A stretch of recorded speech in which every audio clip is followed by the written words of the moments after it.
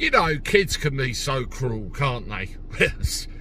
So can some adults, for that matter, actually. But, you know, we go through life and everybody at some stage has been called a nasty name, been given a slap, or generally pushed around. It's a fact of life. We've all had an altercation of some kind at some point.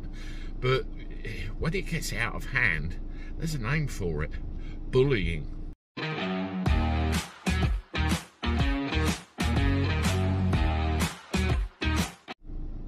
Hello everybody, welcome back to the channel. Hope you're doing all right. Welcome back. Thank you everybody for everything you've been watching and supporting. All very much appreciated. Let me know in the comments below what you're up to today. Hope you're having a good one. Well, the start of a good one. Yeah, I had a look earlier, and you know, anti-bullying week is trending on Twitter and social media once again, and every time I see this hashtag, I think to myself, haven't we got a handle on this by now?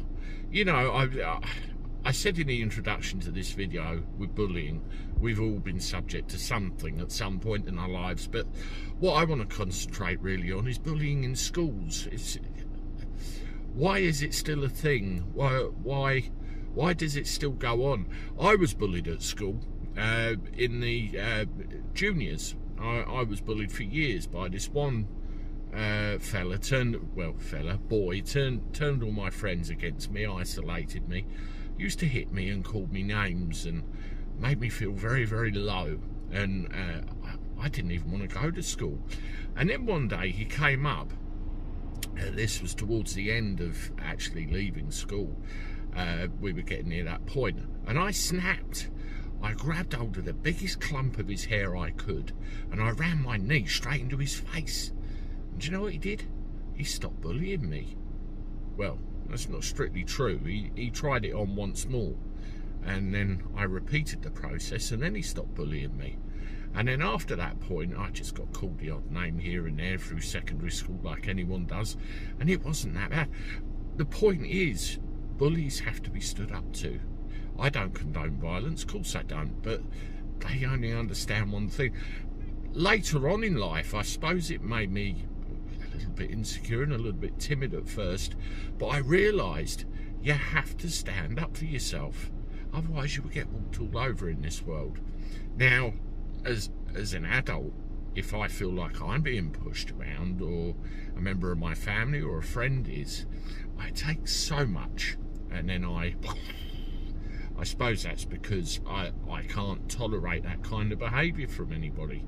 Also, with my own kids, I teach them, you need to learn to look after yourself. And by God, both of them are far more confident young men than I ever was. And, you know, I'm proud to say that. And there's a background of martial arts and other things in my family. And I really encourage any child to look at something like that. You know, it teaches self-confidence, self-belief, discipline, and all the rest of it. One of the senior instructors in my karate group is actually a member of an anti-bullying board, and you know, he said it's all very much nicey kissy holdy hands kind of thing these days to deal with it, but at the end of the day, there's only one language they understand. That's the bullied standing up to the bully.